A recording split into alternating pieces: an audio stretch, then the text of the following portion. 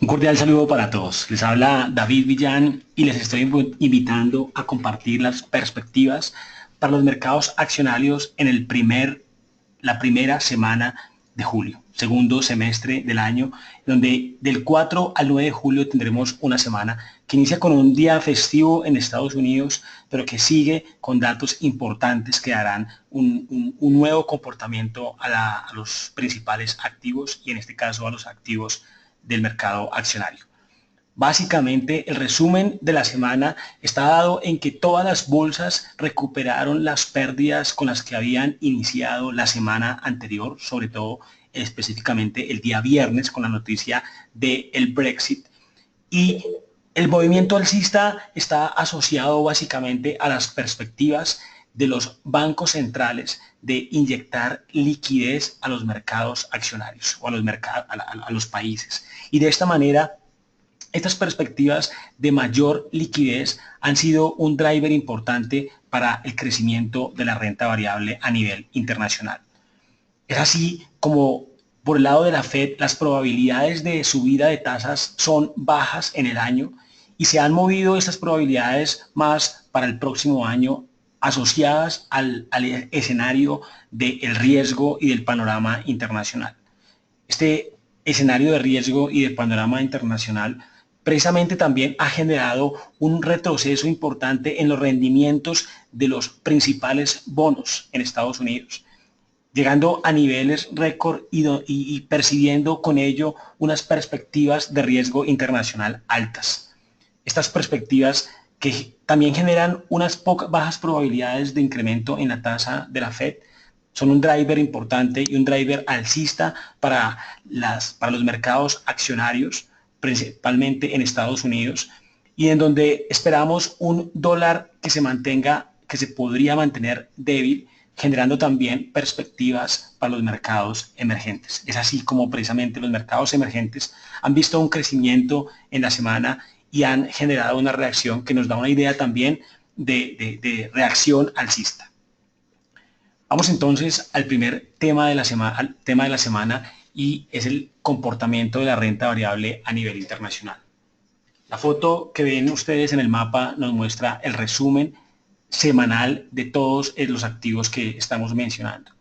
Básicamente, este resumen es una semana positiva, una semana verde, una semana alcista, una semana en donde el Standard & Poor's creció el 3.2%, todos los sectores crecieron, el Dow creció 3.15%, un Standard & Poor's que después de llegar a niveles por debajo de 2.000 puntos, hizo un movimiento nuevamente cercano a los 2100, cerca entre los 2090 y los 2100 puntos, retornando al nivel en donde se encontraba días anteriores. La única bolsa que generó disminución fue la bolsa de Colombia, en donde el retroceso semanal es de menos 0.36%, una bolsa que está lateral, que lleva 5 semanas en ese mismo nivel o en ese mismo rango lateral y que no ha encontrado un driver alcista fuerte para generar un movimiento de rebote. Brasil creció el 4.25%, Chile muy lateral también, 0.18 el crecimiento. Y por el lado de Europa, la foto es clara. El IBEX, que la semana pasada había retrocedido cerca del 6%, subió esa semana 6.18%. Y el FTSE, que no terminó decreciendo la semana anterior, sino creciendo cerca de un 1%, esta semana creció el 7.15%. Por el lado de Asia, la bolsa de Japón creció el 4.15% y la bolsa de China creció el 2.74%. Es importante ver ahora que el comportamiento de los principales activos diferentes a las acciones o a los índices accionarios lo tenemos aquí abajo, foto semanal, y vemos el petróleo nuevamente haciendo un rebote alcista, nuevamente llegando a niveles cerca de los 48 y 49 dólares en el WTI y creciendo 3.4%. El índice dólar subió 0.2% en la semana. El euro se movió un 0.6%. Los mercados emergentes generaron un crecimiento importante, un crecimiento del 6.3%. Este es uno de los hechos relevantes de la semana también, como los mercados emergentes han hecho un rebote alcista importante y ese rebote alcista está asociado a precisamente este rebote que ha hecho todo el mercado en general. Los activos refugio como el oro y los tesoros siguieron siendo activos importantes, activos alcistas, activos que generan precisamente un refugio en medio del panorama de riesgo internacional. El oro creció 1.8% en la semana y los tesoros medidos por el TLT, este ETF del TLT, generaron un crecimiento del 3.6%. A nivel macroeconómico es importante resaltar que por el lado de petróleo, la producción en Estados Unidos se disminuyó en la semana 55.000 barriles. Pero por otro lado, el dato mixto es que las plataformas el día viernes, las plataformas que reporta Baker Hughes, generaron un incremento de 10 unidades. Así que en medio de los precios de petróleo actuales, las plataformas y los campos de petróleo en Estados Unidos están volviendo a retomar de manera lenta los niveles o empezando a incrementar por lo menos sus plataformas en uso. Por otro lado, los inventarios generaron una nueva semana de disminución, una nueva semana de desacumulación. El martes API retrocedió o disminuyó en inventarios 3.2, el dato de la API, y el dato del miércoles de la EIA fue un retroceso o una disminución de menos 4.1 millones de barriles de petróleo. Eso es un dato positivo, un dato que muestra reducciones en inventarios y que también ha sido un driver para la cotización alcista del petróleo. Por otro lado, la producción de Nigeria y adicional a todos los problemas con los trabajadores que se han generado, podría ir lentamente equilibrándose y esto generaría de alguna manera un driver diferente en donde mayor producción podría estar generando una señal no positiva para el petróleo. De todas formas, en resumen, para el petróleo hemos visto que cada vez la ecuación producción-demanda se ha ido lentamente equilibrando y cada vez se ven más posibilidades de que esta ecuación tienda a irse cerrando, a irse equilibrando, lo cual es un driver positivo para el petróleo. Estados Unidos, es importante tener en cuenta que las perspectivas de incremento de tasas han disminuido. Esta semana es relevante el día miércoles las minutas de la Fed, después de que 2 semanas antes se generó la reunión de la Fed. Este miércoles tendremos la reunión precisamente para mirar lo que se concluyó de esta reunión. Así que el miércoles será un día de alta volatilidad, de alto movimiento en los mercados, de acuerdo a cómo se generen estas minutas y a lo que se hable, sobre todo al lenguaje que se use referente a cómo se está percibiendo el mercado, cómo se está percibiendo las perspectivas económicas y macroeconómicas para dar señales de subida o no subida. Por el momento, los futuros y el mercado está esperando que en el 2016 no haya subida de tasas. El dato de empleo es bastante relevante esta semana. Sobre el día jueves se tendrá el dato de empleo ADP y el día viernes será el cambio de nóminas agrícolas. Ese dato fue el que si ustedes recuerdan, el que hace semanas anteriores generó una disminución importante y dio una nueva vuelta a las perspectivas de incremento de tasas. Así que, si bien este dato se espera mejor que el que salió hace unas semanas, pues básicamente va a ser un dato importante que van a leer los mercados accionarios. Por el lado de Europa, los bancos centrales podrían inyectar mayor liquidez y se tiene reunión el día 14 de julio. Así que muy atentos a lo que pueda ser las señales de mayor inyección de liquidez por parte de Europa. Y China, es importante este martes los datos de producción industrial, en donde el PMI será un dato relevante que podría mover no solo los commodities, sino también asociado a ellos los mercados financieros. Finalmente, el día viernes es importante tener en cuenta que también se conoce la tasa de desempleo en Estados Unidos y este también será uno de los datos relevantes, sabiendo que previamente la semana va a iniciar de manera un poco lenta, teniendo en cuenta el día festivo en Estados Unidos, el día lunes. Vamos a nuestro segundo tema y es las perspectivas en la renta variable en Estados Unidos. Ven ustedes la gráfica semanal, cómo en la semana alcanzó nuestros niveles de soporte que estaban entre el 2025 y el 1993. Es aquí precisamente donde encontró el soporte, donde estábamos esperando que así lo hiciera. Y ese soporte, después de alcanzarlo, generó un movimiento alcista y una reacción bastante importante, con una vela que movió y recorrió las pérdidas que se habían tenido durante 3 semanas. No solamente recogió la de la semana anterior, sino de las últimas 2 semanas, llegando a unos niveles cerca al 2100 puntos y cerrando cerca a este nivel precisamente del 2090 en este rango. Observamos que este movimiento nos debería mover ahora a tener como nivel de soporte el 2090 y el 2077 puntos, para tener un nivel de resistencia para esta semana en el 2116.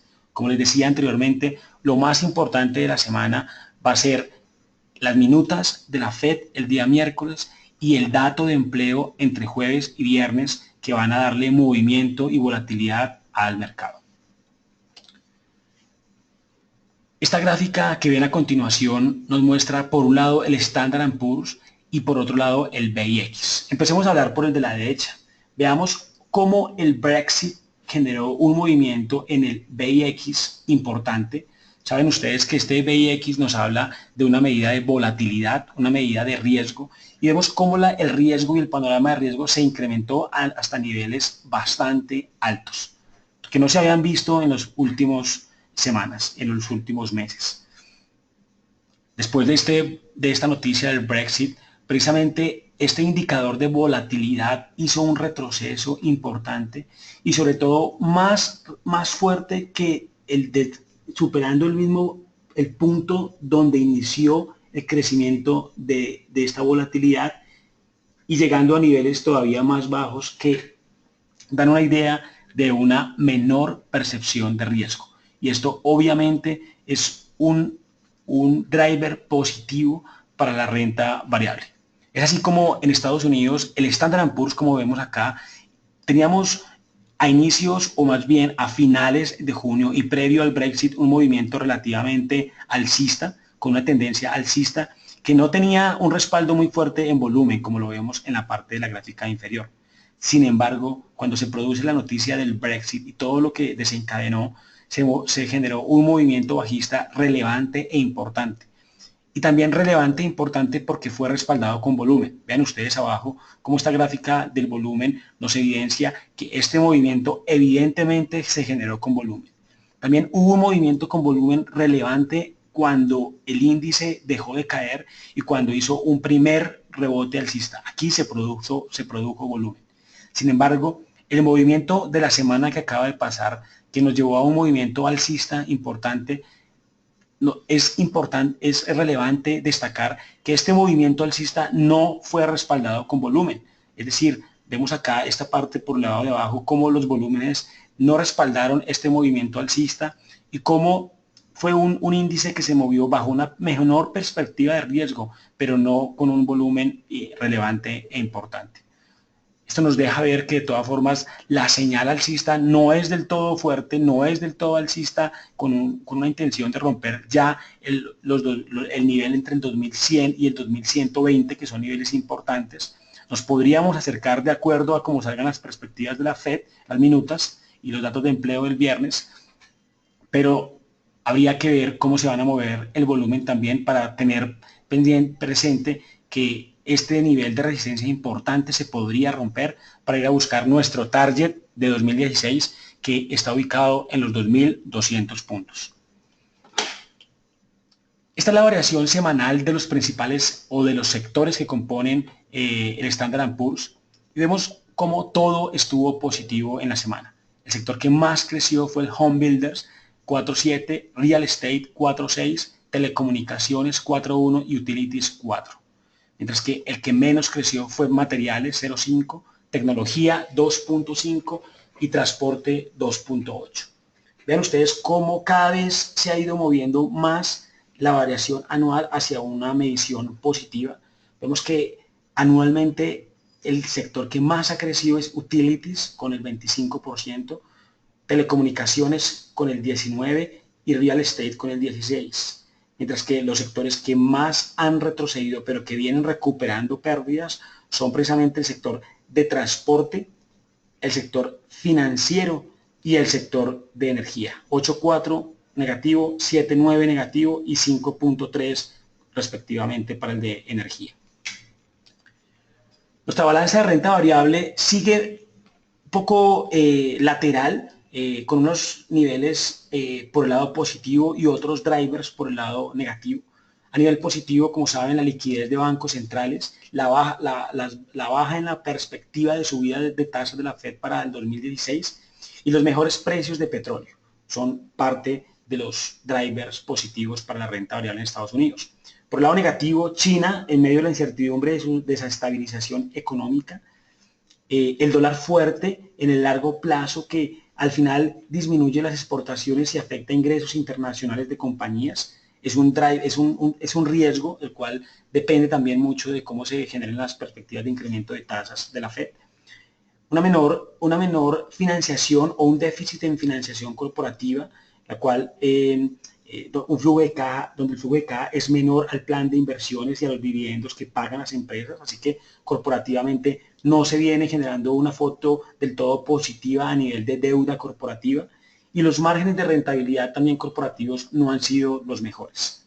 Así que es una balanza en un término medio que todavía macroeconómicamente y fundamentalmente no da una señal de un fuerte rompimiento fundamental alcista para ir a niveles sumamente alcistas. Entonces estamos en unos niveles un poco más de equilibrio. Vamos al tercer punto y es el foco en renta variable en Colombia.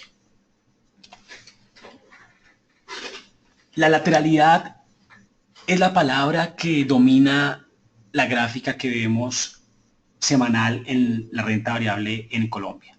El Colcap está cerrando sobre 1.312 puntos y no ha salido durante 6 y 7 semanas de estos niveles. Después de haber hecho unos máximos sobre 1.380 puntos, ha hecho un retroceso cercano a los 1.270 y se ha quedado muy cerca al 1.300. Así que estamos en un nivel de compra desde hace ya varias semanas. Cada vez, como ustedes ven en la gráfica, las bandas de Bollinger se han ido estrechando. Eso nos muestra que ha habido una menor volatilidad y que el margen de riesgo de volatilidad se ha reducido, más bien de volatilidad, sí, se ha reducido y que esto ha generado una lateralidad importante. Es importante también destacar que para nosotros, acción por acción y precio por precio de cada una de ellas, nos lleva a que nuestro target 2016 es ver el Colcap en este nivel, en 1.373. Así que estaremos haciendo seguimiento a esta visión que tenemos. Nuevamente, tenemos una presentación para todos ustedes en donde respaldamos y donde les comentamos el por qué pensamos que el Colcap puede estar en 1.373 y el por qué pensamos que el Standard & Poor's puede estar en 2.200, al igual que qué pensamos en términos de precio de cada una de las acciones que componen el Colcap. Si ustedes no tienen todavía esta presentación y quisieran recibirla, les invito a que nos escriban. Al final de la presentación tienen mi correo y el correo de todo el equipo y nos pueden escribir y con todo el gusto les vamos a enviar la presentación donde tenemos esa visión respaldada por cada uno de los argumentos fundamentales y técnicos que nos llevan a pensar en estos precios. Y muy interesante cualquier comentario de cada uno de ustedes frente a esta visión. Miremos ahora la variación del Colcap tanto semanal como mensual. Digamos que en el mes el Colcap ha subido el 0.91, mientras que en la semana el retroceso es del 0.36. La acción que más ha subido en el mes ha sido Avianca, 11%, Canacol, 8%, Grupo Argos, 3.8%, BBC, 3.4% y Ecopetrol, 3.3%. En la semana, las acciones que más subieron fueron Aval con 1.30, Nutresa con 0.8, BBC con 0.5 y Celsia con 0.5, unos movimientos bastante bajos. Por el lado mensual, las acciones que más han retrocedido han sido Éxito con el 5.9, Cemex con el 4.5, con Concreto con el 3.0 y Nutresa con el 2.8. Y en la semana las acciones que más retrocedieron son Avianca con el 4.8%, Sura Preferencial con 2.2%, Empresa de Energía de Bogotá con 1.6% y Éxito con menos 1.2%. Nuestro mapa de balanza de renta variable nos muestra también un relativo equilibrio entre los factores positivos y negativos. En donde positivos resaltamos que las acciones en Colombia aún se están negociando por debajo de sus múltiplos promedio. Los fondos de pensiones y los extranjeros son los impulsores o los que han impulsado el mercado de acciones en todo el semestre y han sido los mayores compradores, sobre todo los fondos con un rally constante durante cada uno de los meses del semestre que va pasando. Todavía tenemos pendiente la foto de junio y desde ya les invitamos también a que estén conectados para el próximo video en donde tendremos precisamente cuál fue la foto de junio, cómo se comportaron los extranjeros, cómo se comportaron los fondos, qué hicieron en Bancolombia, qué hicieron en Ecopetrol, qué hicieron en Éxito, en Avianca, y esto será un driver importante para tener color de mercado en cómo se están moviendo los principales actores de este mercado. También desde un punto de vista positivo, tenemos las condiciones climáticas que han ido mejorando por el lado del fenómeno del Niño, las bajas perspectivas de incremento en tasas de la Fed y los mejores precios de petróleo que se han ido presentando. Por el lado negativo, igualmente China y en resumen el escenario de riesgo internacional, la alta devaluación local del dólar y la alta inflación en medio de la desaceleración económica en Colombia. Las medidas en el año que pueda incrementar la presión tributaria, estamos cerca de que también se generen decisiones a nivel tributario que son importantes realizar en Colombia, así como también otro driver que podría afectar o que se mantiene como en color rojo, son las posibles demoras en los proyectos de cuarta generación que puedan presentarse en estos proyectos. También desde un punto de vista en rojo, el sector de energía que está a espera de cambio en la metodología en la remuneración de transporte y distribución que podría afectar a las compañías de este sector. Bueno, vamos a terminar entonces ahora con el tema de la semana. Y este tema de la semana hemos estado destacando, la semana anterior hablábamos de la evaluación corporativa del sector, de dos sectores, básicamente el sector de petróleo y el sector de energía. Y ahora vamos a hablar en esta presentación de la evaluación del sector de infraestructura y el sector de consumo y retail.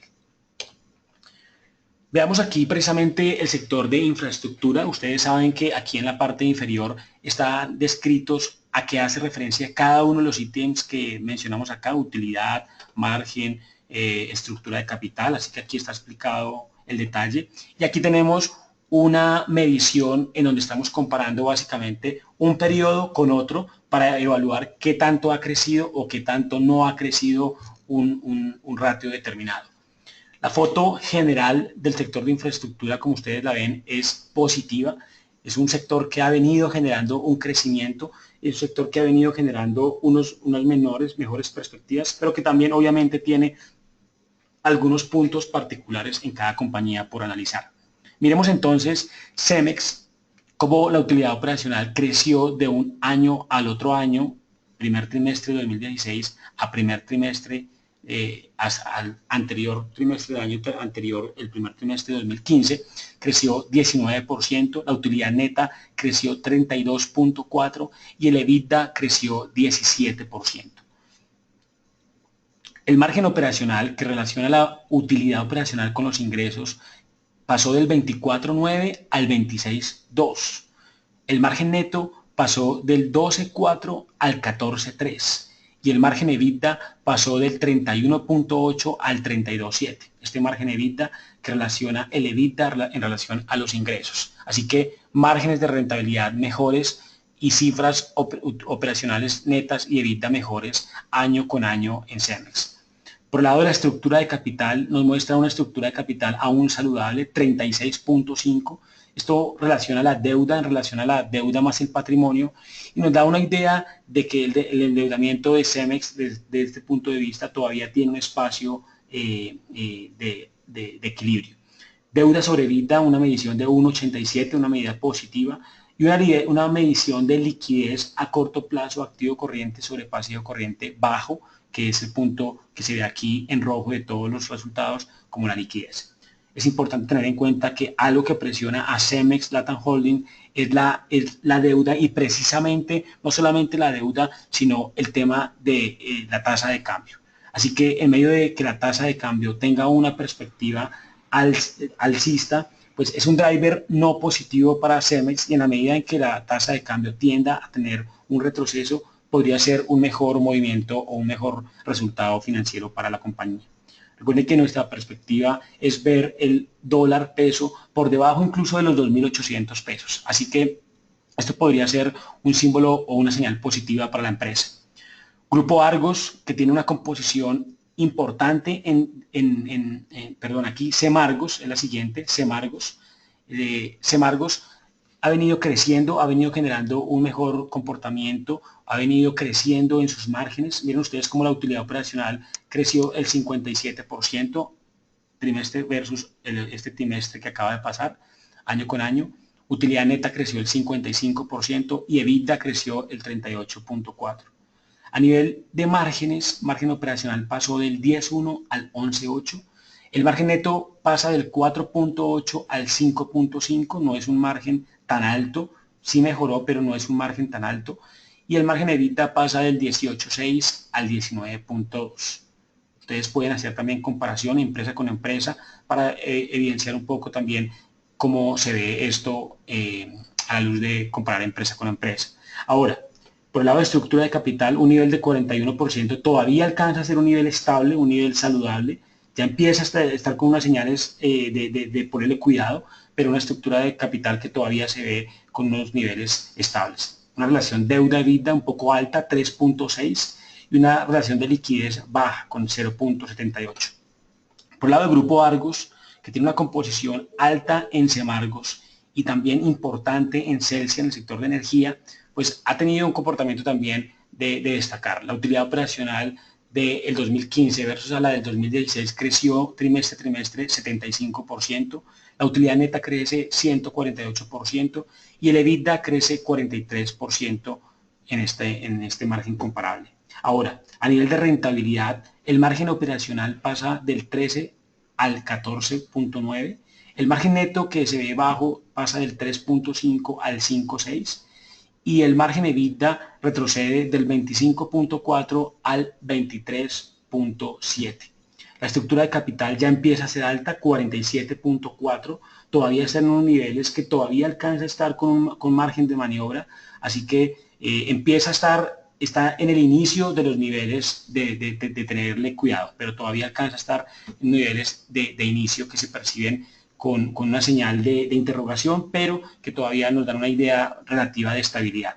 Deuda EBITDA alta con 4.46 esta medición y liquidez con el 0.82, todas por lo general coinciden en unos niveles de liquidez bajos. Es importante destacar que todas estas compañías, para nosotros, estamos viendo perspectivas de crecimiento y perspectivas de posible valorización en la acción en Cemex y en Grupo Argos. Vemos a Semargos ya con unos niveles ya que no debería, más bien son difíciles de superar. Así que las perspectivas positivas en términos de la acción las vemos en Cemex Latam Holdings y en Grupo Argos dentro de este sector. Vamos al sector de consumo, sector donde encontramos a Nutresa y Éxito, algo de retail. Así que veamos entonces cómo Nutresa ha generado un comportamiento positivo en trimestre con trimestre, año a año. En utilidad operacional creciendo 17%, la utilidad neta creció 0.9, muy similar a la del mismo trimestre del año anterior. Y el EBITDA, que es un ratio importante, que es un ratio para ponerle importancia, dado que es uno de los rangos o de los ratios meta que tiene la empresa, que ahorita vamos a hablar precisamente del margen EBITDA, pero el EBITDA como tal creció el 19.7. A nivel de rentabilidad se ve que Cada una de estas utilidades en relación con los ingresos, comparando el primer trimestre de 2015 con el primer trimestre de 2016, generaron retroceso, es decir, un menor margen de rentabilidad, pero muy cerca al que había tenido el año anterior. Margen operacional pasó del 11.6 al 11.1, margen neto del 8.8 al 7.2, y aquí por destacar un margen EBITDA que pasa del 13.7 al 13.4. La compañía ha estado buscando un margen meta, EBITDA meta, entre el 12 y el 14, y si bien está un poco menor que el del año anterior, está en un nivel alto y en un nivel que se encuentra en la parte alta de la meta que tiene Nutresa. Así que nos parece un dato importante por destacar. A nivel de estructura de capital, la parte de deuda es uno de los ratios positivos. Una estructura de 27.8 es una medición saludable desde el punto de vista de endeudamiento. Deuda EBITDA de 3.15 ya empieza a estar en los niveles que hay que ponerle cuidado, pero todavía en niveles relativamente estables y manejables. Y liquidez en un nivel 1 de 1.04, activo corriente sobre pasivo corriente, que alcanza a estar en un nivel un poco de relativa estabilidad. Ahora, por el lado de éxito, en donde la compañía, saben ustedes que a partir de agosto del año anterior hizo un cambio importante con la adquisición que hizo en Brasil, y que esa adquisición que hizo en Brasil y en Argentina básicamente generó una reacción importante bajista para la acción, una reacción donde el mercado no vio con buenos ojos este movimiento que había hecho éxito, y esto precisamente se ve también en los niveles de rentabilidad que está teniendo la compañía, en donde a pesar de ser una compañía de un tamaño de ingresos muchísimo más grande, sus niveles de utilidad no lo son. Sus niveles de utilidad incluso han retrocedido y sus márgenes han estado débiles. La utilidad operacional, comparándola primer trimestre de 2015, en donde no se tenían estas adquisiciones en Brasil y en Argentina, y primer trimestre de 2016, donde sí se tenían, creció el 141%. La utilidad neta disminuyó 223%, y el EBITDA se incrementó 233%, unas medidas bastante fuertes, tanto para la parte alcista como para la parte bajista en las últimas dos mediciones que nombramos.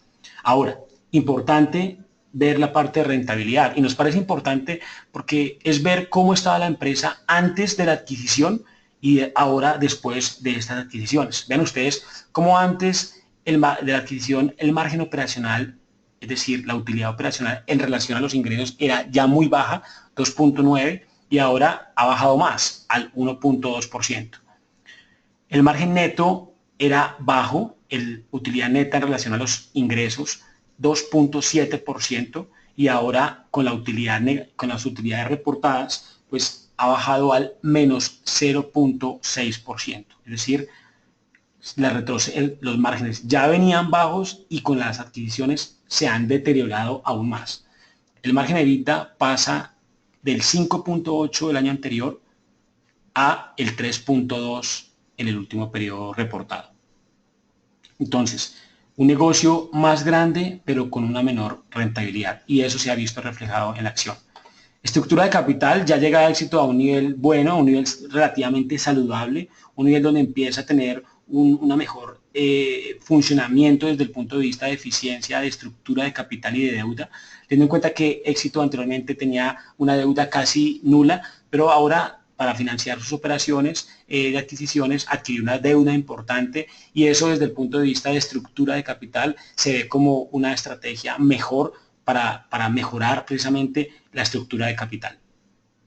La relación de deuda-EBITDA se ve alta, básicamente porque el EBITDA es bajo y porque el EBITDA que está generando la compañía no es un EBITDA del todo alto, y la liquidez también de corto plazo, activo corriente sobre pasivo corriente, se percibe baja. Es importante ver que en el último trimestre que acaba de reportar la compañía, el consumo de caja fue importante, su flujo de caja operacional no fue positivo, y fue necesario consumir casi 10 billones de caja que tenía la compañía para pasar a casi cerca de 4.5 billones en el último corte de caja. Así que financieramente no se ve una empresa que esté generando un driver positivo. Sabemos que la acción está barata, que la acción está, digamos, barata entre comillas, porque de todas formas está mostrando lo que estamos viendo ahorita en cifras.